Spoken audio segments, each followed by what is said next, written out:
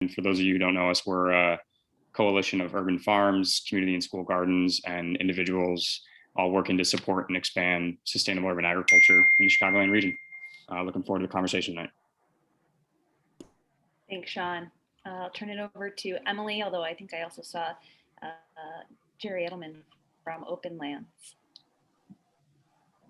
Hi, everybody. I'm Emily Reiswig, and I serve as the Director of Communications at Openlands. For those of you who don't know, we're a conservation organization that was founded in 1963, and we work to protect the natural and open spaces of northeastern Illinois and the surrounding region. And I'm really happy to be here tonight to hear from all of you. Thanks for being here. Thanks, Emily. Naomi, please introduce yourself. Yes, hi, Naomi Davis. So many good friends on this town hall tonight. The founder and CEO of Blacks in Green, headquartered here in our Sustainable Square Mile of West Woodlawn on Chicago's South Side. Thanks, Naomi. And I also want to introduce our other co-host, Alderman Hopkins. Thank you for taking some time tonight, for being a champion on this issue, Alderman. Thank you very much, Colleen. Appreciate it. And it's really an honor to join this esteemed panel.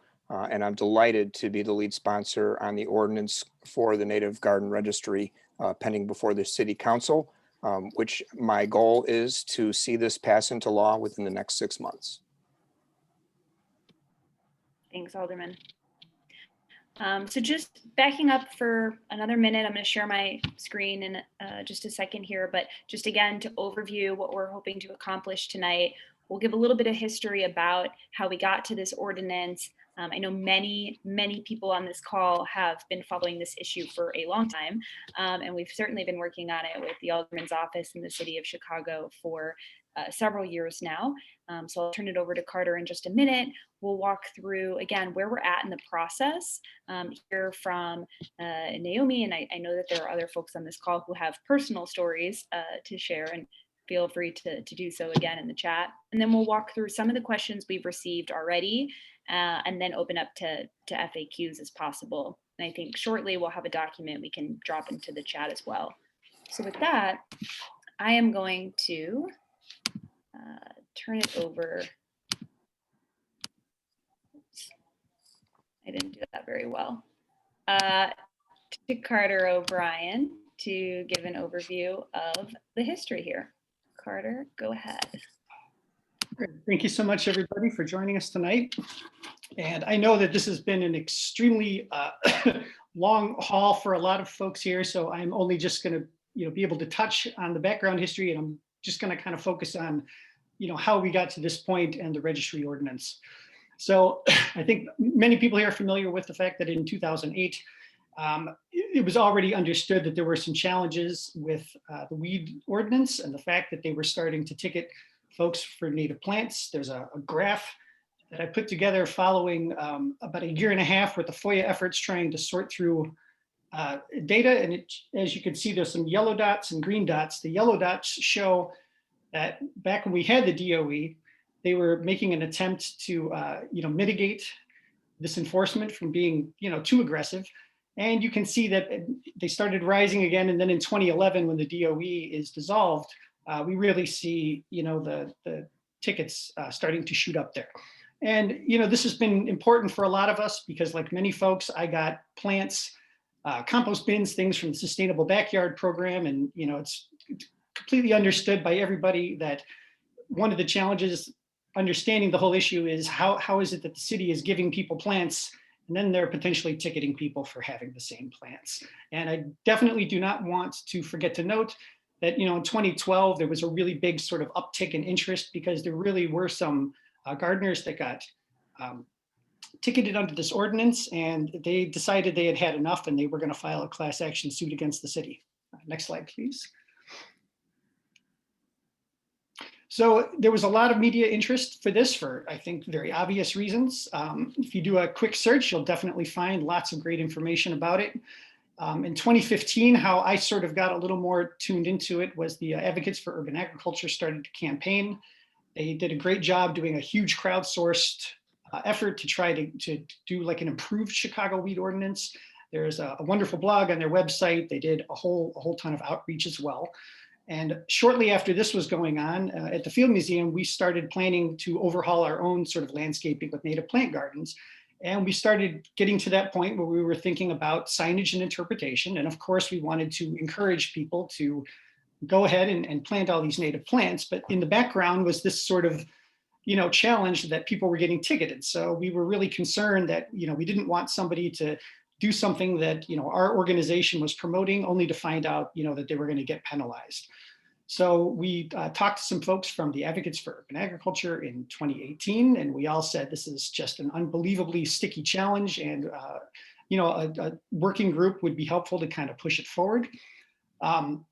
As we were starting to have these conversations to think about the best direction to go in, there was an Inspector General audit that was on the weed cutting inspectors, and we had our president actually send a letter in basically saying like, hey, as long as you're looking at this sort of weed cutting and the weed ordinance, how about we think about the native planting as well?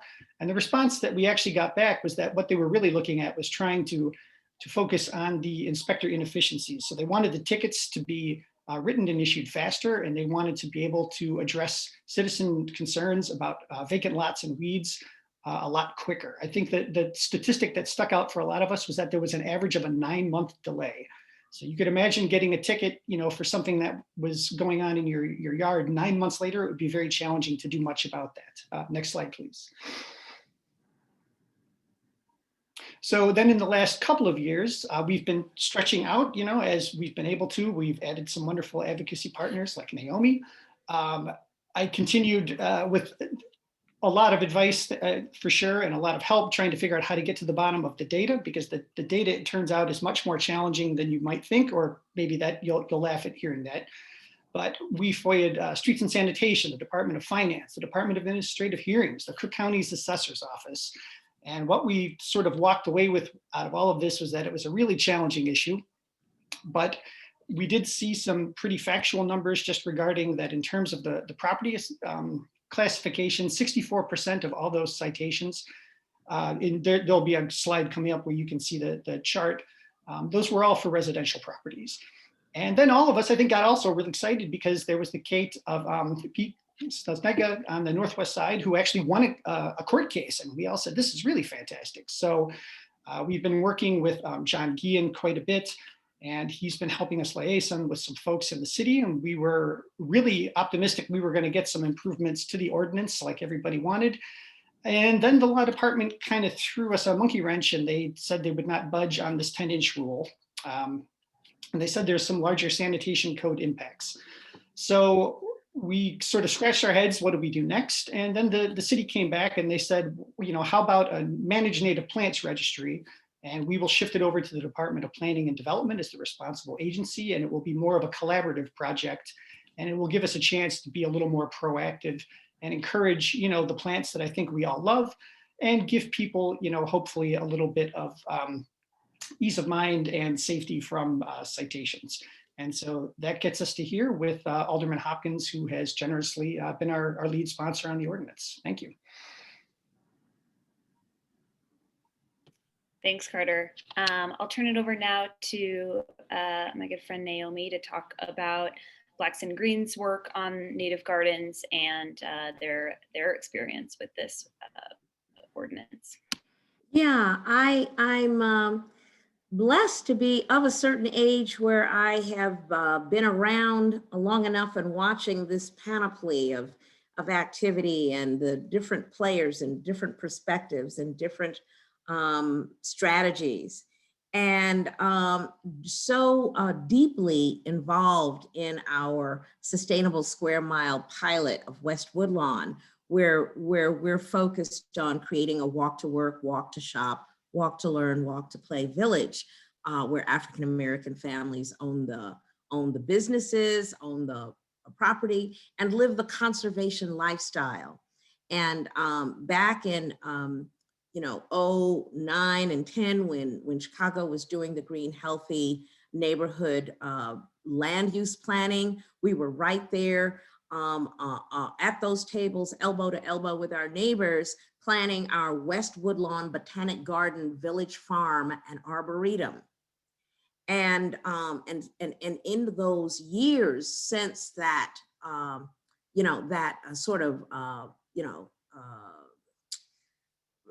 since that small beginning, we have invested hundreds of thousands of hours, our neighbors, tens and tens of thousands of dollars on materials, programs.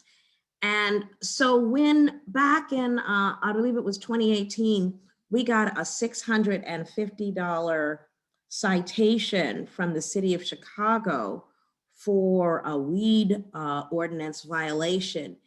It was heartbreaking. It was infuriating and incongruous for us.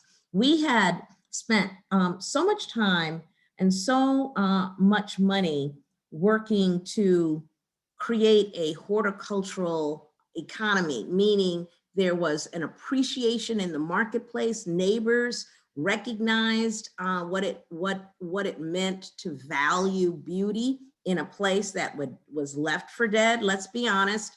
And the typical blighted African-American community strewn with vacant lots and just overwhelmed by litter here and there, and with landlords who, as absentee investors, paid little and no attention to the quality of the land stewardship happening on their properties. And so and of all things, to be fined for work that we were doing in a program we call our 16 Great Migration Gardens of West Woodlawn, which is all about bringing in beauty, bringing in an ecological education, bringing in art, community engagement, and actually a heritage story with each of our gardens.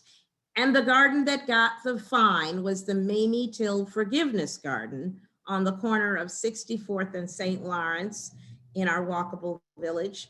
And just as I said, the incongruence of working so hard, investing so much, engaging so many, and with a vision, which, we work with, many of you know Martha Boyd, my best buddy from AUA and farming circles. I mean, she's been our green guru since the day we launched in 2007. David Yaka, who's on the call with us now, on the town hall with us now from the Green Infrastructure Foundation, is a part of our advisory team. Anna Maria Leone, Roy Dibbett, Camille Applewhite. We got people working with us to produce something really groundbreaking in our Black neighborhood. We've planted 300 trees in our neighborhood. We're going for certified arboretum status. So it's like, what does a community organization have to do to please the city and to avoid entanglements? So I thought, all right, I got this fine, but this has got to be a mistake. I'm going to go and I'm going to appeal. I'm going to fight it. And the net result was another $250 added on. And so I buckled, I paid it. And I am glad to be a part of cohorts of professionals and neighbors and the curious to really do what works in the city. And I would be remiss if I didn't mention, we have a Prairie Garden at our sustainability teaching garden on the corner of 60th and St. Lawrence.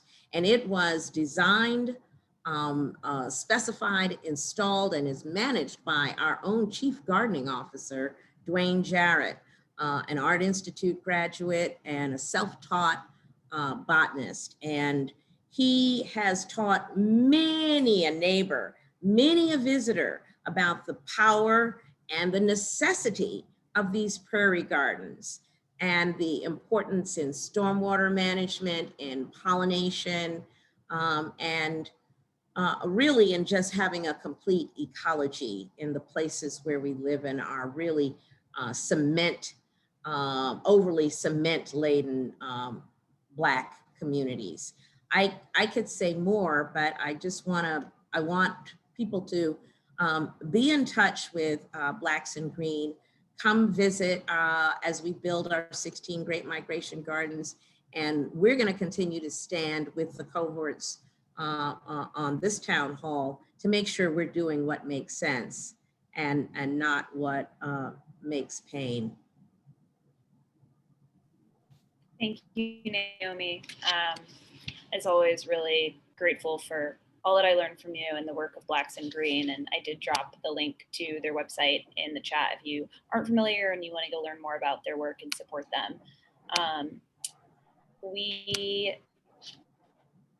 talked, I think Carter talked a little the ordinance violation. Sorry if we mixed up that slide for you.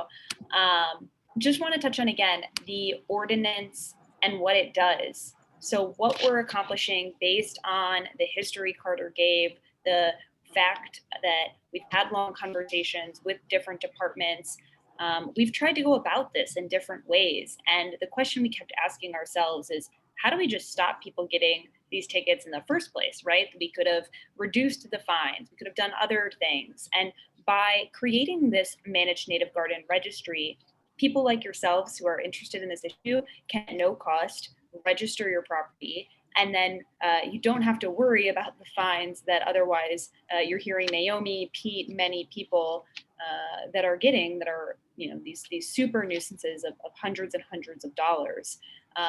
We believe that this registry is important also broadly for educating the rest of your neighbors, right? Often the reasons that people are ticketed is the neighbor calling on their neighbor to their alderman's office. It's a great way to engage aldermen and just educate about the importance, the issues Naomi raised about, you know, how native gardens will increase stormwater retention and protect pollinators, and really making sure that we are moving towards the direction that we should be as a city, where we're supporting actively these native gardens and the plantings that all of you I know are really committed and passionate about. I was hoping I could turn it over to Alderman Hopkins to talk a little bit more about the ordinance, kind of where we're at in the process.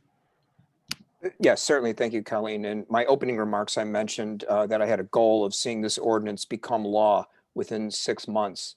Actually, 3 months would be preferable, and we can shoot for 3 months, but as everyone knows, things often take a little bit longer than you would wish they would. But I'm hoping that we can schedule a hearing on this ordinance in April. That's been my request. And I'll keep you all posted as far as whether or not we can actually schedule that, but I have that request in.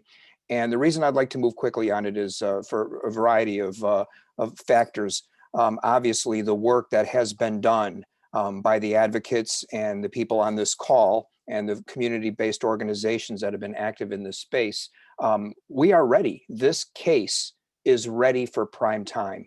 The evidence and the need for this is overwhelming, no matter what direction you approach it from.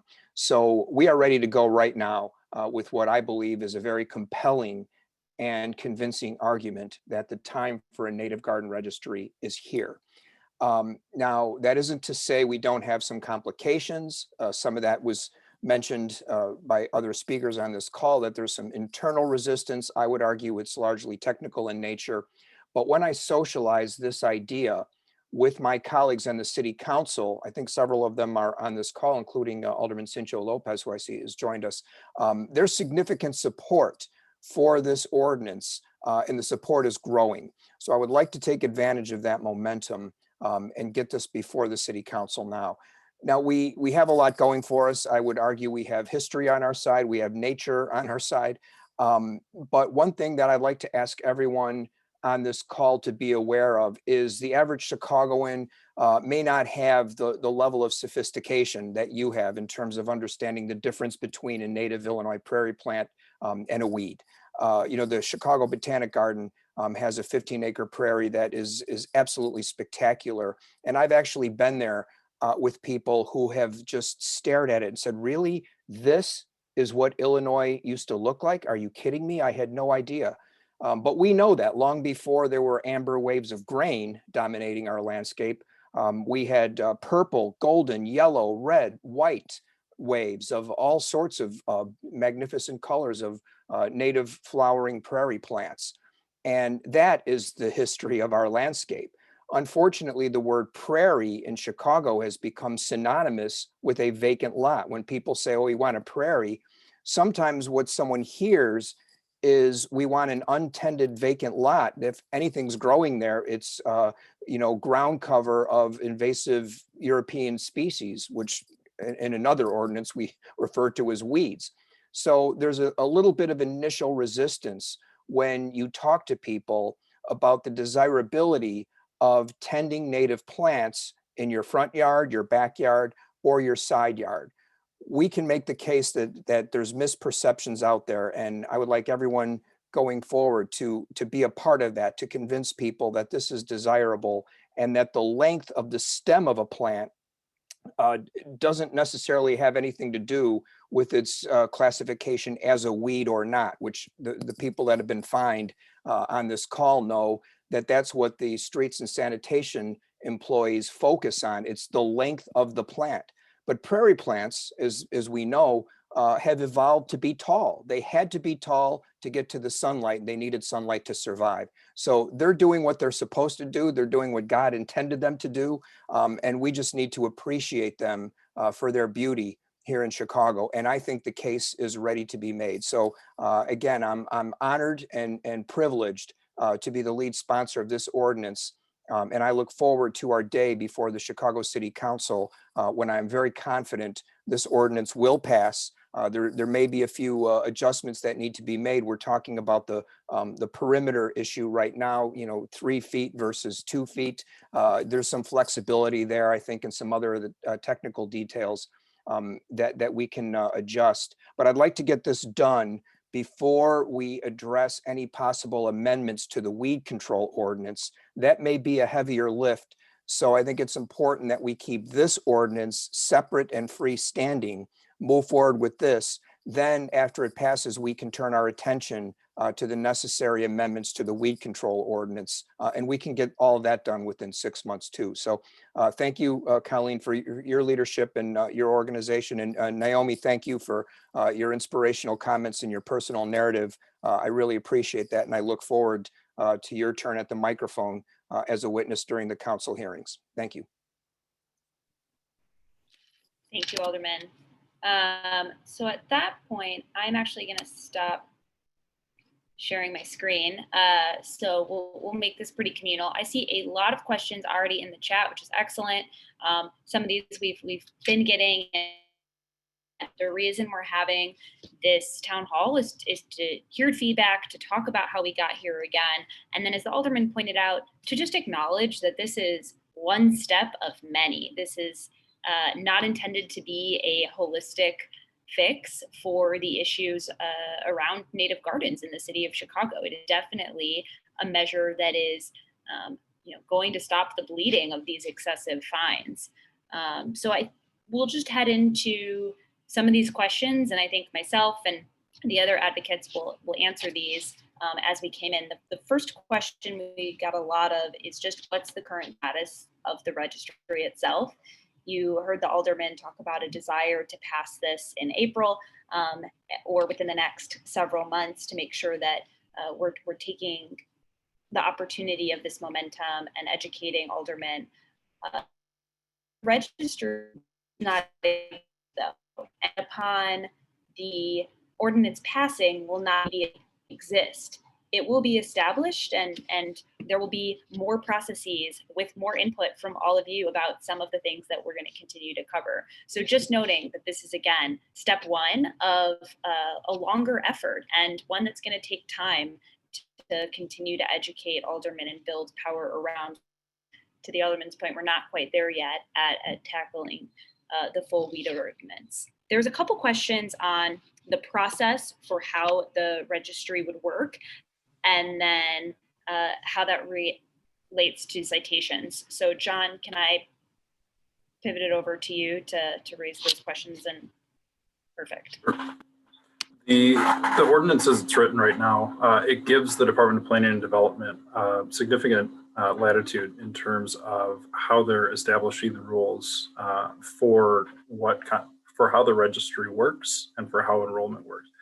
The department can't, they haven't set the rules yet because the ordinance hasn't passed yet. But what we are hoping tonight is, with some of the feedback received from advocates and interested gardeners like yourself, so we can provide your feedback to make sure that the registry that we are going to build out with the Department of Planning and Development works for individuals who have a passion for ensuring that their native gardens remain on their properties.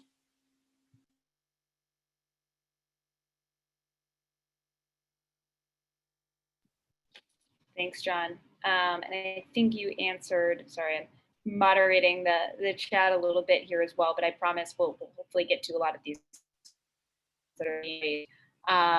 If you want to just cover again how you anticipate Department of Streets and Sanitation's maybe actually even working with other agencies. I see that coming up a bit. That might be helpful in how you see this working with, for example, the existing enrollment. I think actually, if I can actually turn this one over to Alderman Hopkins, I think we have an opportunity to talk about how Streets and Sanitation has worked with the Department of Cultural Affairs and Special Events with the mural registry, which is a similar process that we've used as somewhat of a template to get the Native Gardens Registry working as well too. Alderman? Yeah, there's a lot of parallels there. My involvement with the mural registry began with some unintended consequences from overzealous enforcement. Very much how I found my way to this issue. The Department of Streets and Sanitation employees are certainly adept at removing graffiti, but they are not trained at discerning valuable street art from graffiti. And they went out there with a relatively heavy hand one day and obliterated a mural because they thought it was graffiti. So that's how we got involved with creating the registry. And again, in a parallel to this ordinance, there was significant internal resistance at first. The department's mission is enforcement. Their purpose is to write tickets. That's the way they view themselves. So they didn't necessarily want to be told that their purpose was no longer welcome or valid. And they didn't want to have to be put in a position of having to discern between protected art and graffiti that needs to be removed. We're hearing the same arguments today. They don't want to have to make a determination between what is a native plant that was planted with intent and is tended with care versus weeds that just happen to be a result of neglect. But there's answers. I think there's relatively obvious answers to all of these objections. And now that we have the mural registry in place, the employees who were once somewhat resistant to the concept are actually telling me they appreciate it. They don't necessarily want the burden anymore of having to determine what they should remove and what they shouldn't. Now they know. They're not out there making a judgment call. And when they remove graffiti, they know that they're doing what they're expected to do. And they're not going to get in trouble for being overzealous or for engaging in unfair enforcement, or they're going to have a complaint to the alderman's office from someone who is having to pay an unwelcome fine. All of that has been absolved. And we can do the same thing here. So the resistance that we may be experiencing at first, I anticipate as we go forward with this and as we deal with some of the technical issues, there's always technical problems, as John mentioned, in coming up with the rulemaking. Those are the details that you have to think very carefully about how you'll implement some of the concepts that we're going to pass in the ordinance. But I'd like to keep the ordinance at the conceptual level and then engage in the rulemaking process a little bit further down the road which I have every confidence we can do. Let's just pass this first, and then we'll answer a lot of those questions that are being raised. And I'm watching the chat myself. A lot of those questions will be raised in the rulemaking process. But I also do want to stress, as John mentioned, it is not our goal to compel participation in a registry. This will be a voluntary opt-in. I think there'll be strong reasons to opt in, and I believe most people will choose to. But for those who do not, that's fine. Individuals can make that choice. As I said, we're hoping for a future amendment to the weed control ordinance that can make it less likely under certain conditions that you'll be fined or cited, even if you don't opt in to the native plant registry. But that's a couple more steps down the road. And that's why I thought it was important that we draw a distinction between the two legislative goals we're attempting to accomplish here. Creating a new registry is one, separate and distinct from amending the existing weed control part of the municipal code. That's part two. Thanks, Alderman. Really appreciate how you staggered that, and that's something that I know we've spent a lot of time talking about as well. And I see, there's some remarks in the chat about Department of Environment. We absolutely want a Department of Environment. We're not quite there yet either with the situation the city is at. We've consistently advocated for a Department of Environment since the transition committee, and cross department collaboration is really important. And I think John answered maybe a little bit of the questions that were there. I saw a lot of, and I'll jump back to our regularly scheduled FAQs in a second, but a lot of people are asking about training and just education and awareness. And I was hoping, Amy, this is something that we've also talked about, right? That the ordinance in and of itself and this registry is not a silver bullet, even in the first steps we can take.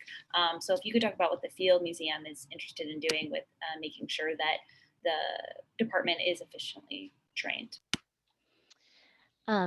Yes, thank you, Colleen. So we realize that this is, as others have said, this is the first step.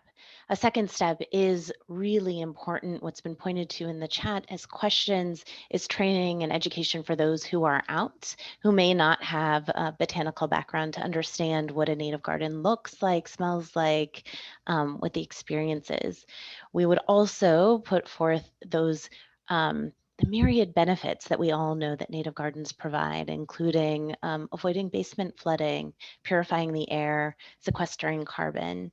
But to understand what you might be looking at, we have proposed to work with the Departments of Street and Sanitation, as well as the Department of Planning and Development and the Registry development, to develop field guides that indicate kind of what those native plants look like and what they look like during different seasons of the year.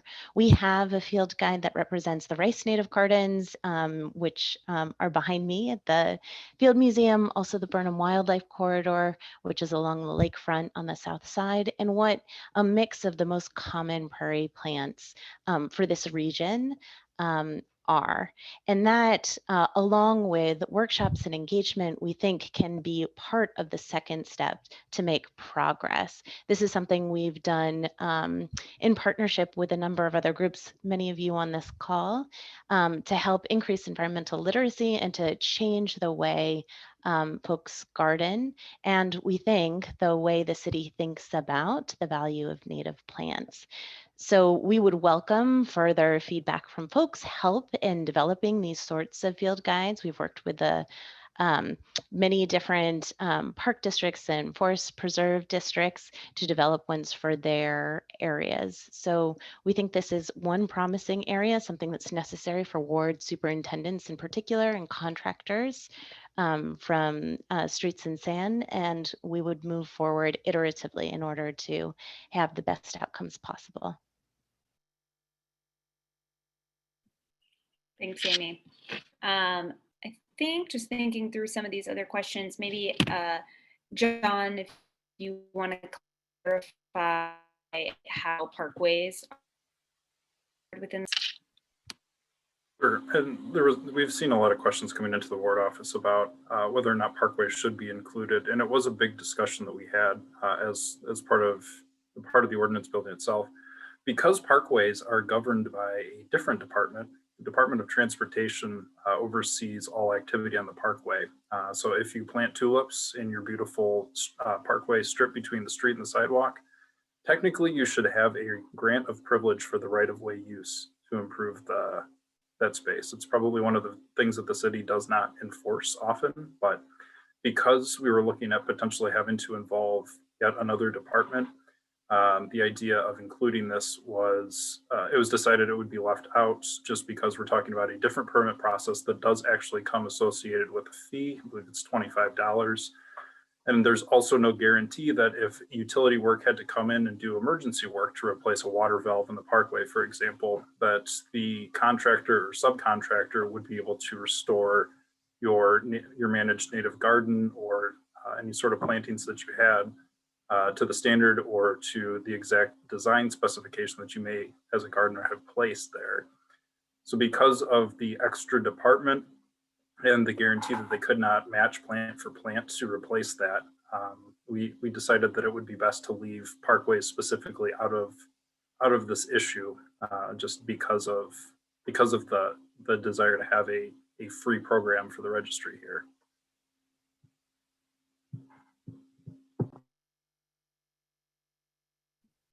Thanks, John. Carter, I think you covered this a little bit in your opening, but unsurprisingly, there are questions about the 10 inches, the infinite 10 inch, which we agree is not based in any reality or science.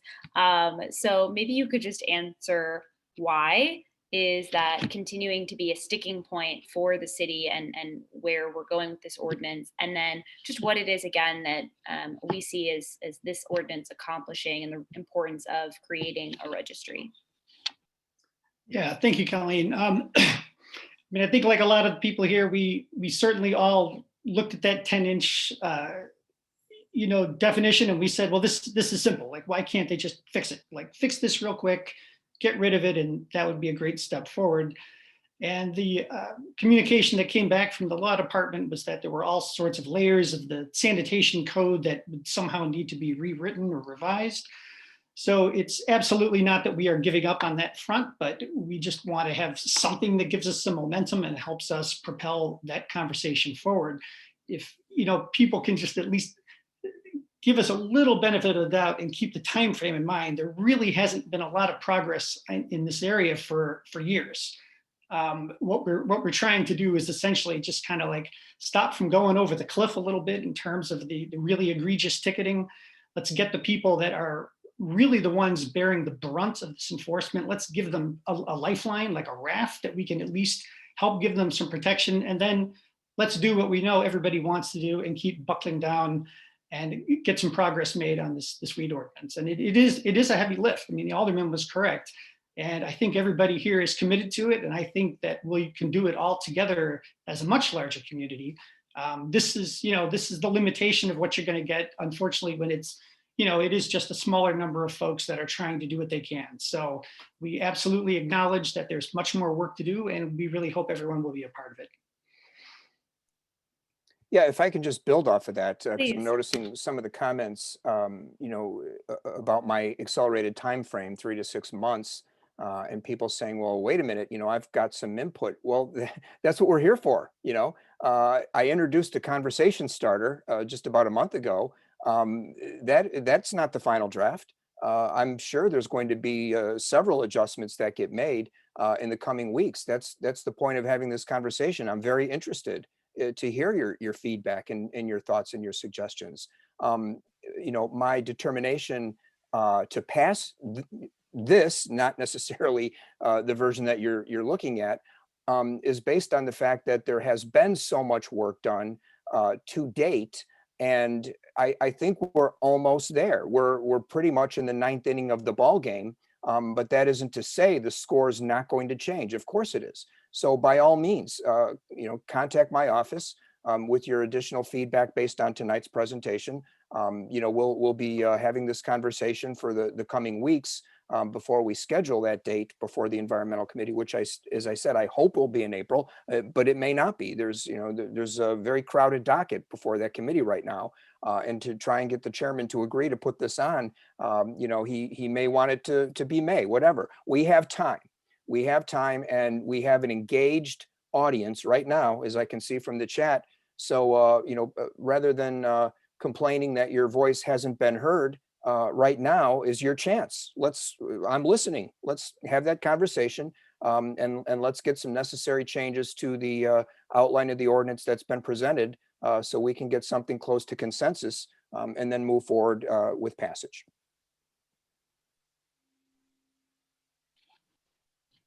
John, do you want to jump in too? Thank you, Alderman. I appreciate that.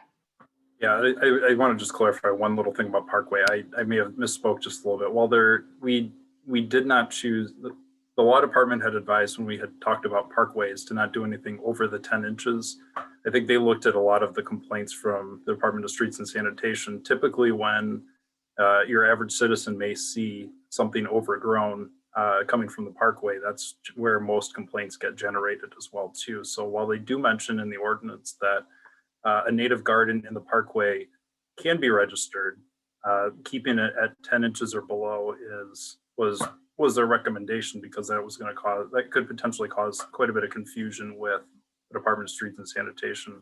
I did want to make sure to draw out the contrast that with parkways, there is the additional potential issue with CDOT and permitting, which can kind of make for some confusion, especially again with the emergency work, potentially damaging something that's been carefully cultivated by an individual as well too.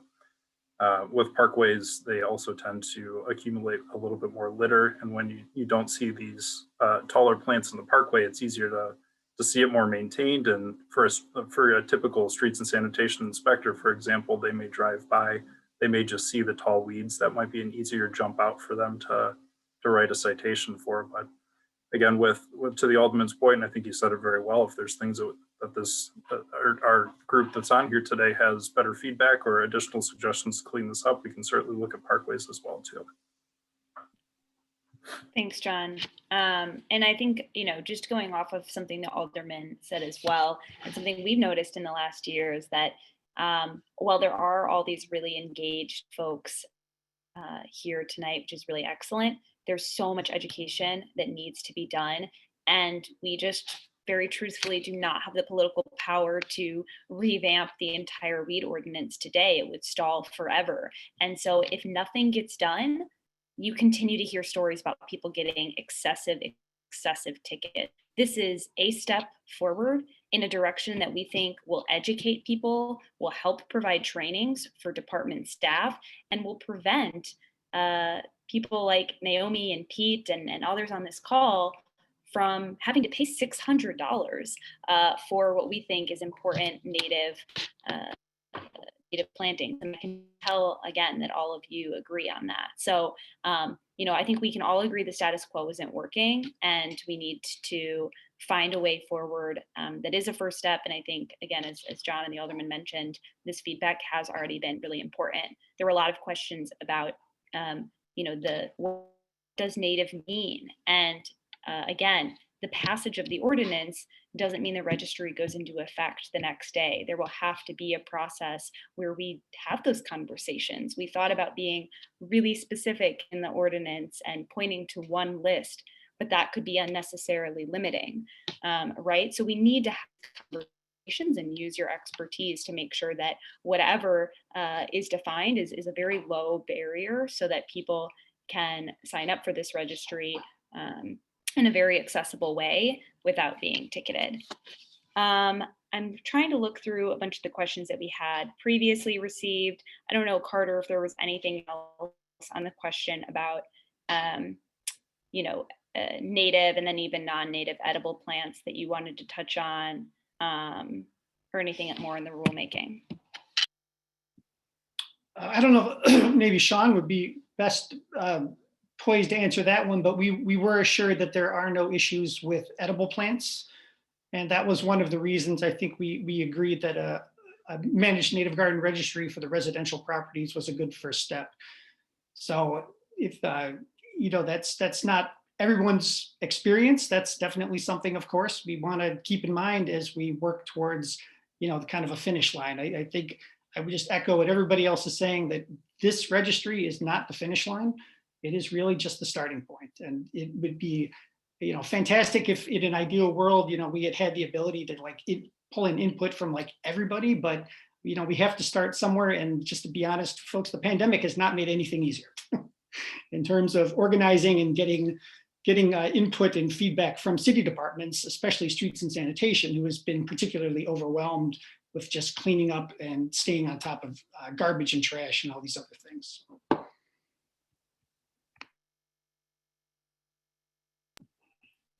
Thanks, Carter. And I know we have more questions than we could ever possibly answer tonight, just but evident by the chat. I have consistently dropped in a document that the group's provided, just answering some questions that we know we've received, and I hope that's helpful, and please share with your networks, and please continue to get feedback. I'm actually gonna look to Amy, who's been doing a much better job at moderating the questions that we've come in, and just what do you think we still need to answer, and maybe you could direct it to one of the hosts. That'd be great. Sure, happy to. There are a couple of things that I think we've heard a few times. One of them is repeated questions about the 3-foot setback, and additionally about how this affects publicly held and privately owned lots that are not residences. Two possibilities. Thanks, Amy. John or Carter, do one of you want to answer the first question related to the 3 feet? I'll just call on one of you otherwise. Sorry, I was looking at the chat and I missed part of that, but I think just to be real clear with everyone, that 3 feet was something that a lot of eyebrows were definitely raised about. And we said, does it really need to be 3 feet? And I think there was some initial sort of confusion on this, someone in the city's end, that there are setbacks that are required in the landscaping ordinance, but we kind of poured through it to a good degree, and it looks like those aren't particularly relevant. So I think there is, per the Alderman's suggestion, I would hope that that's actually something we could, commit to really zoning in on and doing a better job of making that workable for everybody, because I certainly agree 3 feet seems like an awful lot of space. Yeah, Carter, it was just an arbitrary number. It might as well be 2 feet. I know Commissioner Degnan in Cook County is working on an ordinance that would use 2 feet as the buffer. So that is definitely a detail that is open for considered negotiation going forward. We may change that. And so the second question was a clarifying question about how this ordinance applies to publicly held lands, and then also lots that are privately owned but not residences. So the decision with this ordinance to stick with, to distinguish between public and private really came out over the intent of what the tall weeds ordinance is meant to do. This is a big enforcement tool for landowners who have acres of empty space in different parts of the city. The Department of Streets and Sanitation uses the tall weeds ordinance for someone who hasn't had a lot cut for a couple months and it's just gone to grow to weeds and whatever else has come through that. They use that to cite, and they use that to order tall weed cutting through a different part of the Streets and Sand program.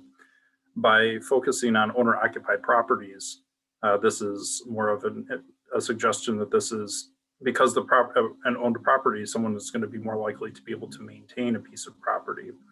It gives the option to actually knock on the door. Some inspectors do that when they find a problem on a piece of property. They don't always just write a ticket or to post a warning if something is out of whack. And if an inspector may not know what he's looking at, he might leave that warning to say, hey, give me a call. Let's talk through your issue. If an individual can identify the species on their property, it gives a better opportunity to kind of clear the air as to what they're seeing on the lot. But these vacant properties, they don't all have phone numbers that say, this is the owner of the lot. So the Department of Streets and Sanitation can use the enforcement on the bigger lots, but can use a softer touch to make a contact with an individual at a home to be able to better address what they may see on the property and to rectify a situation that way too.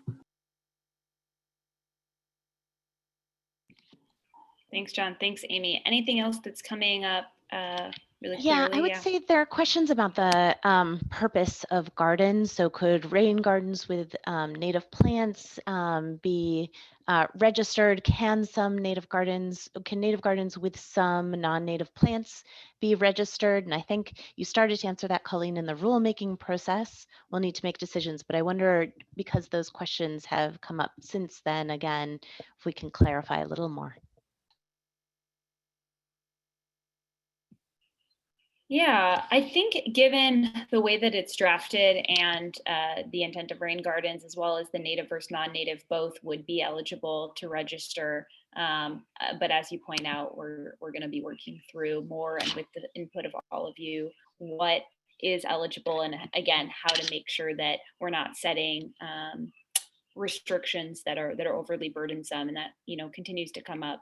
I did drop into the chat, and John was kind of mentioning the distinction between different properties, right? That when we talk about the weed ordinance, maybe for all of us, we think about the fact that there are these native plants that are getting caught up into this, but there are significant issues that council members have with the weed ordinance and vacant lots and not being aggressive enough. So we're really trying to walk this balance. Just noting the time and the fact that I don't know that, again, we're going to be able to everyone's questions, and we wanted to have this town hall as a way to get, to answer some of the questions and I think misconceptions about the ordinance, and to make sure people were aware of where we're at in this process. I think it would just be helpful to again state that, this is something that our groups have seen as a first step to stop the bleeding. We've been, working on this issue, as I know many others on this call have, for years and years and years and years. Nothing is changing, unfortunately, and we need to do more. And this is one of the truths I think that IEC holds about environmental advocacy. We need to make sure that people are educated about these issues, and whether that's the citizens of Chicago, whether that's aldermen, whether that's all of us, about what it's going to take and what these different definitions and distinctions need to be. And this is a way to do that and to move forward. That being said, this is not intended to rush through just for the sake of rushing through. This really is so that people aren't being unfairly ticketed. But I'd love to just push it over to the rest of the co-hosts again for any kind of final thoughts that we feel like maybe are unresolved here, or just anything else you'd like to say. So I'll go in reverse order, I think, and start with Naomi. If there's anything else you'd like to add. Oh, you're muted. I had just finished dropping in the chat a response to some folks who were like, well, you're a community garden, this doesn't apply to you anyway, so why are you even here? I don't think you meant it like that, but I think the point is that we're not just gardeners, we're educators, we are land use planners. We actively engage our neighborhood in beautifying their yards. We have prizes and contests, and we have classes. And so we are actively advocating for prairie yards and parkways. And we are going to be providing plant material that we're growing from seed and providing starts for our neighborhood. And it is part of a holistic plan for how to educate, engage, again, create a horticultural economy, enthusiasts, the young kids, everybody, get people buzzing about, well, why ain't that a weed? Or, just getting people in the game. So we're here because we have an active interest in the education and the excitement of our neighbors about all kinds of plants and all kinds of gardens. And the Prairie Garden is one of my favorites, and I gotta believe those are the reasons I'm here. For those and many, many more, we appreciate you, Naomi. Thank you. Sean, anything else from Advocates for Urban Ag you want to touch on? I think we sort of answered the question about community gardens, but I did not mean to pass you by either. No, that's okay. Thanks, Colleen. Yeah. Hi, everyone. I'm Sean with AUA. I was really here tonight just to listen in and hear from folks' concerns. We've been hearing, we've heard from folks from the Community Garden and Urban Farm Network over the last few weeks. So we really saw this as a great opportunity to continue listening. And also just to, as Naomi was saying at the beginning, Martha Boyd, one of our former board members, really kind of helped to spearhead this work early on. And so really honoring her work and her legacy and leading the charge. So really appreciative of everyone's comments and questions tonight. In terms of one of the main concerns that we've heard, about community gardens, urban farms, right? As it's already been stated, there's no expectation that those sites have to register for the native garden ordinance. The intent here is owner occupied lots and, trying to curb the amount of tickets in residential zones. And it doesn't, right, in terms of the limits on plant sizes, that does not, it does not regulate edible crops or, anything related to community gardens. So we're, again, just here to listen. Appreciate all the feedback tonight and the opportunity to join in. Thanks, Sean. Amy Carter, recognizing a lot of work that Field has done on this issue broadly, not just this ordinance. I would just leave everybody with that, we're glad to have this opportunity. This is really great. This was always the goal. We all garden. I assume everybody on this call is very passionate about gardening. We share all of these concerns. We absolutely see this as an effort that is going to continue evolving. I saw a question regarding, is the FAQ sort of set in stone? No, we hope that, if the ordinance gets changed as it's written, and I think the alderman has been very supportive and open to, some of these ideas, then the FAQ would change with it. What we just wanted to give people is at least, sort of like the city's perspective as it's been communicated to us. And what this allows us to do is go back to everybody and say, this is what people in the community are saying. So, it's unfortunate we can't fix the weed ordinance like right now, but I think this is a really great step forward to be able to show that there is, a big community that is behind changing that. And we do think that at least in the meantime, this registry is an important step.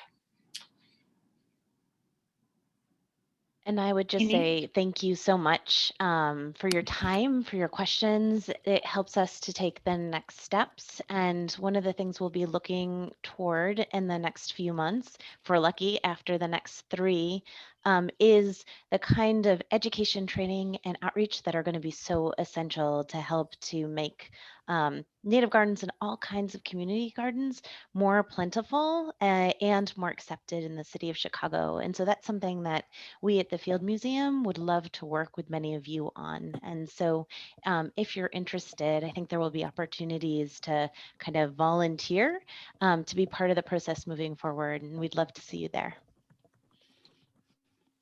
Thanks, Amy. I would echo that if everyone turned out this much all the time, it builds the power we need to do the really visionary ordinance that I know all of us want. It's really exciting to see so much interest tonight. Emily, anything from Openlands? Yeah, we just want to say thank you to everyone who attended tonight. We're really supportive of this open process. We want collaboration and your voices to improve this as we move along. And I just want to applaud Alderman Hopkins for coming out tonight and leading on this initiative. And again, we appreciate everyone's hard work and passion on this issue. And with that, I'll turn it over to Hopkins. Thanks again for taking your time and for being a champion. So anything else you'd like to say? Sure, I'll conclude with this, Colleen. I saw a question in the chat earlier, taking the city to task for its lack of education on this topic. I think the question was pointedly, why has the city not done its job educating people about the history of this land we occupy, what it was like in pre-settlement times, and why native prairie plants are so essential to that legacy. To that I can only say, well, as a representative of the city, we plead guilty. The city has not done a good job of educating and of advocating. But my admonition to everyone on this call then is, the adage that you all know, if the people lead, the leaders will follow. And that includes the leaders who are ensconced within the bureaucracy. It's our job. And I would like to thank everyone on this call for your leadership and for stepping up. This is a moment. There's a moment now when we can make this change. And I appreciate all the voices and all the input and the suggestions. Let's work together. Let's get this done. Thanks, Alderman. There was a lot in the chat, but since I'm recording this, I'll just note that if you have any questions, you want to provide additional comments, please do so. My email is colleen@ilenviro.org. You heard about this somehow from one of the partners, so reach out to any and all of us. We want to make this continue to be an open process, and grateful for people spending the time Tuesday evening with us, and we'll send some materials following up. So thanks, everyone. Thank you. Thank you. you.